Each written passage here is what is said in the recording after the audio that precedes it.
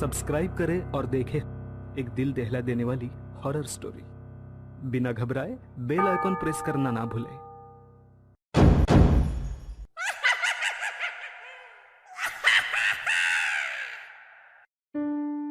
इस कहानी की लेखिका है सोनिया सैनी। पिछले 3 दिनों से मैं लगातार अद्विक का फोन मिला रहा था, लेकिन हर बार नॉट रीचेबल सुनकर मेरा दिमाग कुछ अनहोनी की आशंका जाहिर कर रहा था। अद्विक मेरा जिगरी दोस्त है। हम दोनों ने साथ साथ इस कंपनी में एज ए इंजीनियर ज्वाइन किया था। आजकल वो इंडिया पाकिस्तान बॉर्डर के पास पहाड़ी इलाके में एक टनल पर काम कर रहा है। उसे यहां से गए 2 महीने हो गए हैं और इन 2 महीनों में ऐसा कोई दिन नहीं गया जब उसने मुझसे बात ना की हो। कुछ दिन पहले यार रोहित, जब यहाँ पहाड़ों में प्रोजेक्ट मिला था तो मैं मन ही मन बहुत अपसेट था। लग रहा था इस छोटे से पहाड़ी गांव में पता नहीं कैसे मैनेज करूंगा। यहाँ आकर पता चला कितना सुकून, कितना ठहराव है यहाँ की जिंदगी में। अब तो मुझे यहाँ की जिंदगी से प्यार हो गया है। भाई, तेरे लक्षण कुछ सही नहीं लग रहे हैं, बता क्या बात है। रोहित यार, गाँव से साइड पर जाते हुए बीच में एक घना जंगल पड़ता है। इसी जंगल के ठीक बाद एक छोटा सा झोपड़ी नुमा मकान है। मैंने एक सुंदर सी लड़की को अक्सर इस मकान की खिड़की पर बैठे हुए देखा है। उसकी नीली गहरी आंखों में कुछ है यार, उसका ख्याल जाता ही नहीं है मेरे मन से। मैं चाहे जहां रहूं ऐसा लगता है उसकी आंखें मेरे साथ ही है। कई बार तो मुझे लगता है कि वो मेरे साथ ही है, जैसे कहीं आसपास छिपकर मुझे देख रही हो। अबे बस कर भाई, तू तो शायर हो गया। इतना गहरा प्रेम कि तुझे पत्थरों में भी लड़की दिखाई दे रही है। अद्विक उस लंबे बाल और नीली आंखों वाली लड़की की खूबसूरती पर मोहित हो गया था। एक दिन उसके घर के सामने से गुजरते समय लड़की ने अद्विक को आवाज लगाकर अपने पास बुलाया। बाबूजी, बाबूजी।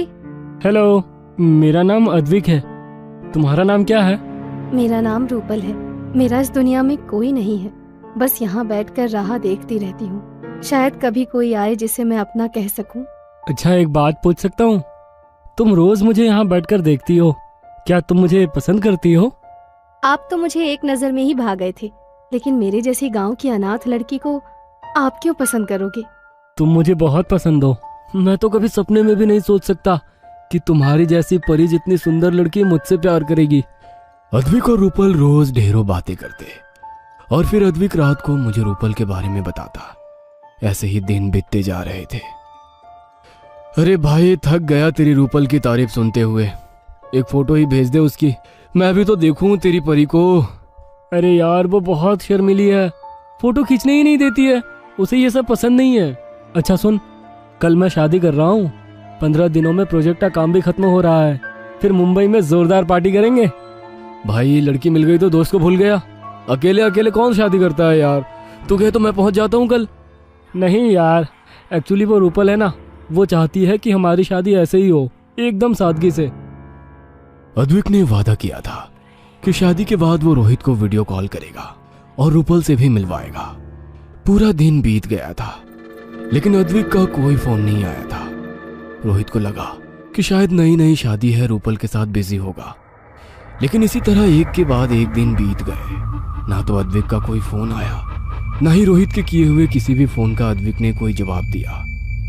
3 दिनों के बाद ऑफिस में इंफॉर्मेशन आई कि अद्विक लापता है। ये खबर सुनते ही रोहित के पांव के नीचे से जमीन ही निकल गई थी। जो लड़का अपने नए जीवन की शुरुआत करने के लिए इतना उत्साहित था, अचानक कैसे और कहां गायब हो गया। अगले ही दिन अपने 2 दोस्तों को साथ लेकर रोहित उस गांव में अद्विक को ढूंढने के लिए पहुंच गया था। जिस समय रोहित गांव पहुंचा, दिन ढलने को था। चारों ओर घना कोहरा दिखाई पड़ रहा था। अद्विक ने बताया था कि साइड से गांव जाते समय जंगल के किनारे ही उस लड़की का घर था। इसलिए रोहित सबसे पहले रूपल से मिलने के लिए जंगल की ओर बढ़ गया। जैसे जैसे वो तीनों जंगल में आगे बढ़ रहे थे, ना जाने क्यों बढ़ते अंधेरे के साथ एक अजीब सा खौफ उनके मन में फैलता जा रहा था। दिन ढलने के बाद गांव का कोई भी आदमी उस जंगल में दिखाई नहीं पड़ रहा था। रोहित, कैसी डरावनी जगह है भाई ये। ना आदम ना परिंदा, दूर दूर तक बस बर्फ और कोहरा दिखाई दे रहा है। हाँ, जिस लड़की और घर के बारे में तू बता रहा था, उसका तो यहाँ नामो निशान भी नहीं है। तो खुद सोच, ऐसे सुनसान जंगल में कौन लड़की अकेली रहेगी। वही तो मैं भी सोच रहा हूँ यार। आखिर 3 दिनों में वो लड़की कहाँ गायब हो गई और हमारा अद्विक भी। वे बातें करते हुए आगे बढ़ रहे थे कि तभी नीलेश ने टॉर्च की रोशनी में किसी लड़की को भागकर पेड़ के पीछे छिपते हुए देख लिया। वहां कोई है भाई। पायल की आवाज तो मैंने भी सुनी है, लेकिन इतनी रात गए सुनसान जंगल में लड़की कैसे आ गई? भाई कोई चुड़ैल तो नहीं है? तू बकवास बंद कर। तीनों लड़की के पास पहुंच जाते हैं। ओढ़नी से अपना चेहरा छुपाए हुए वो तीनों को देखकर झट से पीछे घूम गई। कौन हो तुम? यहाँ क्या कर रही हो? वो मेरी बकरी जंगल में गुम हो गई है, उसी को ढूंढने आई थी। आप लोग कौन हैं? अच्छा, इसी गांव में एक इंजीनियर रहने आया था, उसे जानती हो? हाँ, वो तो बड़े ही भले आदमी हैं। अच्छा, उसकी एक लड़की के साथ दोस्ती थी। तुम जानती हो वो लड़की कौन थी? यहीं जंगल के पास उसका घर है। क्या कहा? जंगल में लड़की का घर? जंगल में लड़कियां नहीं, चुड़ैल रहती हैं। उनकी किसी के साथ दोस्ती नहीं थी। गांव में लोग कहते हैं वो किसी चुड़ैल के चक्कर में फंस गए थे। कई लोगों ने उन्हें समझाया, लेकिन वो किसी की सुनते ही नहीं थे। अकेले में बड़बड़ाते रहते थे, रात को जंगल में भटका करते थे। क्या बात कर रही हो? तो क्या रूपल नाम की कोई लड़की है ही नहीं? तो फिर अद्विक कहाँ चला गया? जरूर आपके दोस्त अद्विक को वो पिछली पैरी अपने साथ ले गई है। अब बस एक ही उपाय है, आप लोग मेरे साथ चलिए। हमारे पहाड़ों में ऐसा पहले भी हुआ है। सुंदर नौजवान लड़के इनका सबसे पसंदीदा शिकार होते हैं। अब तो बस बिरजू बाबा ही उस पिछली पैरी से आपके दोस्त की रक्षा कर सकते हैं। हाँ, अगर ऐसा है तो हमें बिल्कुल भी देर नहीं करनी चाहिए। कहीं ऐसा ना हो कि हम अद्विक से हाथ धो बैठे। हमें उन बाबा के पास ले चलो। नहीं नहीं बाबूजी, रात गहरी है। ऐसे में अगर किसी ने मुझे आपके साथ देख लिया तो बहुत बदनामी होगी। मैं कल सुबह आपको लेकर चलती हूँ। रोहित ने महसूस किया कि बात करते हुए वो लड़की बार बार आंचल से अपना चेहरा ढक रही है और डर कर इधर उधर देख रही है। देखो, घबराओ मत, हम लोग अच्छे लोग हैं, मुसीबत के मारे हैं। शायद तुम्हारी मदद से किसी की जान बच सकती है। हमें अभी उन बाबा के पास ले चलो। रोहित की बात सुनकर लड़की कुछ पल के लिए रुकी, इधर उधर देखा और फिर इशारे से उन तीनों को घने जंगल की ओर आने को कहने लगी। अपनी पायल और काली चूड़ियों को छम छम करती वो आगे आगे चलने लगी। वे तीनों भी उसके पीछे पीछे चल रहे थे। कुछ दूर जाने के बाद उन्हें सामने एक घर दिखाई दिया। पहले लड़की ने उस घर में प्रवेश किया। उसके बाद एक एक करके रोहित, नीलेश और सुंदर भी अंदर आ गए। अंदर आते ही लड़की के चीखने की आवाज सुनाई दी। मुझे बचाओ बाबूजी, बाबूजी मुझे बचाइए। इससे पहले कि वे तीनों कुछ समझ पाते, तेज आवाज के साथ दरवाजा बंद हो गया। गहरी काली रात में सुनसान जंगल के बीचों बीच बने इस घर में उनकी सांसों के अलावा कोई आवाज सुनाई नहीं दे रही थी। बाहर से भेड़ियों और सियारों के रोने की आवाज सुनकर उनकी आत्मा भय से कांप रही थी। रोहित ने टॉर्च से कमरे में रोशनी की और वे धीरे धीरे उस घर में आगे बढ़ने लगे। ये देखो, ये अद्विक का मोबाइल है ना? इसका मतलब अद्विक यहाँ आया था। लेकिन वो लड़की कहाँ गई? वे तीनों सोच ही रहे थे कि अचानक सुंदर की नजर जमीन पर बेहोश पड़े अद्विक पर पड़ी। ये रहा अद्विक। यहाँ तो हर तरफ खून फैला हुआ है। ओ गॉड, इसे हुआ क्या? अंदर से किसी के गुनगुनाने की आवाज आ रही है। ऐसा लग रहा है कोई मंत्र पढ़ रहा हो। टॉर्च ऑन करके तीनों अंदर के कमरे में पहुंचते हैं। वह फर्श पर खून से पैरों के उल्टे निशान बने हुए थे और सामने एक भयानक शक्ल वाली चुड़ैल बैठी कोई मंत्र पढ़ रही थी। उन तीनों को देख वो उठ खड़ी हुई और जोर जोर से हंसने लगी। पहनावे से पता चल रहा था कि ये वही लड़की है जो उन्हें यहाँ लेकर आई थी। उसके लंबे बाल उसके चेहरे को पूरी तरह से ढके हुए थे।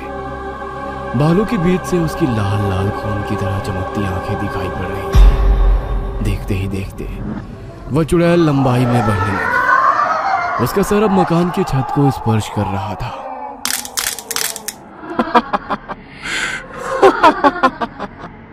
कभी उल्टे पैर देखे हैं? मरने से पहले देख लो कि कैसी होती है पिछली पैरी। बड़े बेवकूफ होते हो तुम शहर वाले। जरा सी सुंदर लड़की देखी नहीं कि आ गए उसके बहकावे में। आज अमावस्या की रात है। तुम चारों की बलि देकर तुम्हारा खून पीऊंगी मैं। तुम्हें क्या लगता है तुम मुझे यहाँ लेकर आई हो? मैं तो तुम्हें देखकर ही समझ गया था कि तुम ही हो जवान लड़कों का शिकार करने वाली पिछल पैरी। फिर भी अपने शक को पुख्ता करने के लिए मैंने तुम्हारे साथ चलते समय पीछे मुड़कर तुम्हारे पैरों के निशान देखे। जो उल्टे थे। अब तो मुझे पक्का यकीन हो गया था कि तुम एक चुड़ैल हो। अद्विक के गायब होने के बाद मैं लगातार उसका फोन मिलाता रहा, लेकिन उसने फोन नहीं उठाया। फिर मैंने अपने प्रोजेक्ट हेड को फोन करके सारी बातें विस्तार से बताई। उन्होंने गांव में पूछताछ कराई तो पता चला यहाँ रूपल नाम की कोई लड़की है ही नहीं, और अद्विक को अक्सर अकेले में कई लोगों ने हंसते बातें करते भी देखा था। जिस मकान की अद्विक बात करता था असल में वहां कुछ था ही नहीं, वो तो तुम्हारा रचा हुआ भ्रम जाल था। गांव के लोगों ने उसे समझाया भी, लेकिन वो तुम्हारे सम्मोहन में था। उसे रूपल के अलावा कुछ दिखाई नहीं दे रहा था। गांव के लोगों ने बताया कि यहाँ सैकड़ों सालों से पिछल पैरी घूम रही है, जो ऐसे ही नौजवानों का अमावस्या को शिकार करती है। पिछल पैरी रोहित की बात सुनकर बहुत गुस्से में आ गई थी। गुस्से में वो जोर जोर से चीखने लगी और अपनी 3 फीट लंबी जीभ को हवा में लहराने लगी। देखते ही देखते कमरे में एक सी शक्ल सूरत को 4-5 चुड़ैल दिखाई देने लगी। बिजली की तेजी से वो रोहित के शरीर के आर पार निकल गई। अचानक ही पिछल पैरी सुंदर को घसीटकर दूसरे कमरे में ले जाने लगती है और बाकी की चुड़ैलें वहां खड़े होकर जोर जोर से हंसने लगती हैं। ये सब भ्रम है, असली चुड़ैल सुंदर को अंदर ले गई है। बाबा ने बताया था खून पीते समय ही त्रिशूल घोंपने से उसका अंत हो सकता है। रोहित दौड़ते हुए अंदर वाले कमरे में गया। वहां पर पिछल पैरी अपने पहने नाखूनों से उसकी गर्दन को चीर चुकी थी और अपने दांत गड़ाकर उसका खून पी रही थी। रोहित ने आओ दिखाना ताओ बजरंग बली का नाम लेकर वो त्रिशूल उसकी कमर में घोंप दिया। एक तेज चीख के साथ पिछल पैरी के साथ साथ उसके सारे रूप जलकर भस्म हो गए। रोहित और नीलेश ने सहारा देकर सुंदर और अद्विक को उस घर से बाहर निकाला। अद्विक की हालत बहुत खराब थी। थोड़े इलाज के बाद सुंदर और अद्विक सामान्य हो गए। कहते हैं कि अद्विक को आज भी कई बार रात को अपने घर के बाहर कोई काले कपड़ों वाली स्त्री छिपकर उसे घूरती दिखाई देती है। ये कहानी आपको अच्छी लगी हो तो हमें सब्सक्राइब करें, हमारा इंस्टाग्राम और फेसबुक पेज जरूर फॉलो करें। और हाँ दोस्तों, सब्सक्राइब करना भूलना मत।